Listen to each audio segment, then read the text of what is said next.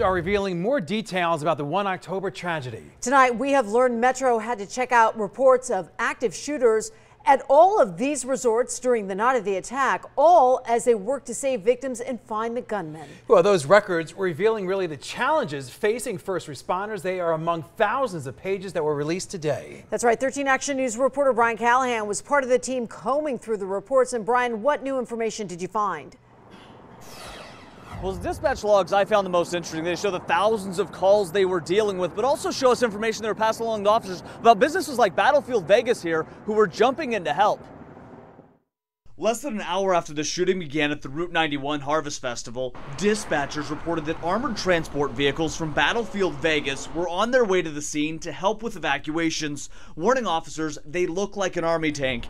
The company, however, declined to comment on their response Wednesday night. Those same logs show it was a call from a woman claiming to be Mary Lou Danley's daughter that led investigators to track down the gunman's girlfriend in the Philippines. This as others wrote and called in, reporting spotting her at Mandalay Bay just days before the massacre. And it was a detective's report that revealed Stephen Paddock rented room 1703 at the Ogden during last year's Life is Beautiful festival. The report showing that booking overlapped with the last day of the music festival. The detective's report was passed on to investigators, but says the text between Paddock and the representative from Airbnb execs didn't involve discussions other than the room and rental.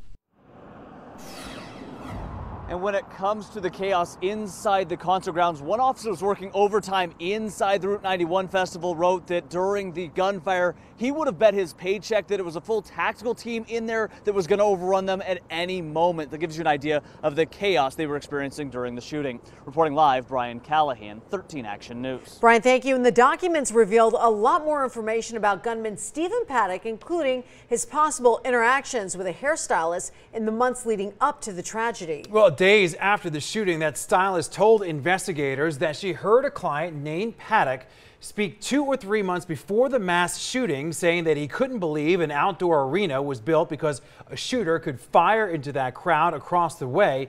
Now, that stylist went on to say that she thought she called police just a couple of days after that encounter, but wasn't exactly sure and couldn't say what number she called. And we have a full breakdown of the newly released documents along with 2 other releases from Metro. You can find all of that on our website at ktnv.com.